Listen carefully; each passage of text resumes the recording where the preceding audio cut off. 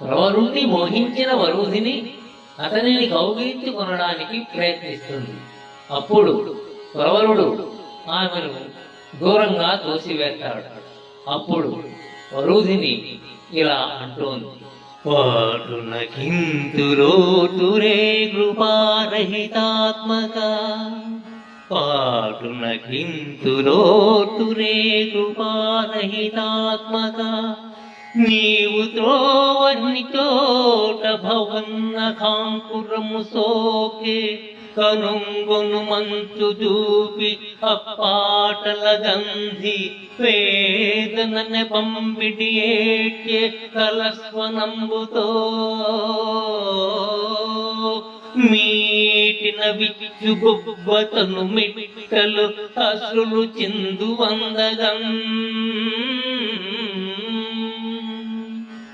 ఓ కృపలేని వాడా, నీవు నన్ను అలా దోసివేయడం వల్ల నీ గోరు నా శరీరానికి గుచ్చుకుంది.